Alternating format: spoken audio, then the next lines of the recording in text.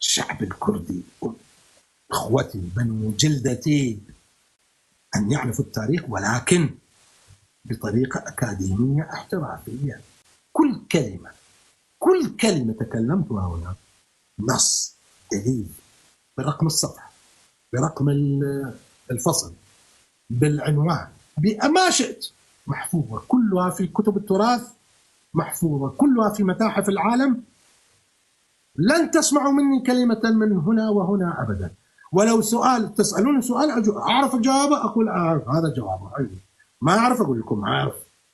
أما أن أتكلم شروي غروي من كيفي، رجاء ولا أحد يسألني أسئلة يعني كلمات ما بعرف كيف، يعني أسئلة كيف يعني. اسألوني بطريقة علمية لكي نستفيد علميا. ليش؟ لأن عندما تتحدثون مع من يتنافس معنا، مع من لو تمكن منا لشرب دمنا، تطلبونه برقم الوثيقة وبرقم الصفحة وبالنص التاريخي، فيخلص. ولا يتجرأ على أن نسألكم أسئلة محرجة. راح ذاك الزمان الأهبل، احنا كلنا هسه بنقرأ وبنكتب وبنسمع. راح ذاك الزمان يقول لي كردك انت صار لك 100 سنة في العراق، أنا عندي نص، أنا عندي أشياء بالنص في نص بيقول، نص معنوي بيقول. رقم الوثيقة المعنوية ام شخطة 47 اي، ام بالانجليزي شخطة 47 اي، من النصوص المعنوية اللي عنوانها ميشون خداي مهر شاه. ميشون خداي مهر شاه. مهر شاه اسم، مهر اسم پهلوي معروف، شاه يعني ملك، الملك مهر اسمه مهر. وهو خدا يعني ملك. ملك وين؟ ميشون هي نيسان. نيسان هي مملكة نيسان التاريخية، يسموها باللغة البهلوية ميشون، واللي كانت تابعة للدولة إيران. وهذا النص يذكر يقول بد شاه شاه بلاد بودن ميشون خداي أت مير شاه نام أحاز. بد يعني مرة أخرى في اللغة البهلوية، مثل ما نقول هسه الدبارة. شابور شاهان شاه براد، الأخ الشاهن شاه شابور، براد يعني أخ في اللغة البهلوية. بودن يشون خداي أصبح ملكا لمملكة نيسان.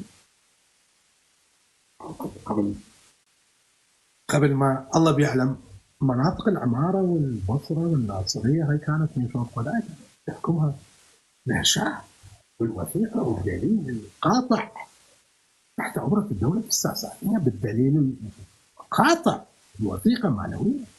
على كل حال هذا قصدي هو استقراء التاريخ بالدليل والوثيقة والرقم والعنوان وفي أي متحف، اللي هو مهم جدا عشان تعرفوا. كافي تسبوا على الناس، بس الناس تسبكم وتسبون. لا أعطيهم دليل، خلاص أعطيهم دليل، اضربوا الدليل وجهه عشان يولي يرجع لك مرة ثانية. مين يقدر يقاومك يا كردي وانت معك وثيقة تاريخية عمرها 2000 سنة؟ مين يقدر يقاومك؟ مين يقدر يقول لك ثلث الثلاثة كم وانت معك وثيقة تاريخية تقول له هي روح اركب الطيارة اركب باص، انا مش مسؤوليتي، روح على متحف برلين واقرا. وقليلا فقليلا راح نقول لكم كل هاي الوثائق البهلوية وترجماتها واستنسخوها وروحوا ناقشوا بها الناس اللي يعروكم بأصلكم، واللي بيقولوا والله انتم من وين؟ انتم من وين جيتوا؟ ايوه الرهاب، عمي مدينتنا الرهاب وين؟ ما دلوفات مفرين. لا حدا يقعد، لا تخلوا حدا منها وجاي، بس افهموا، مو لا تسبوا عليهم وتلعن، لا يخالف، لكن هم بيقولوا لك شيء جاوب عليه بطريقه علميه عشان يسكت بعد.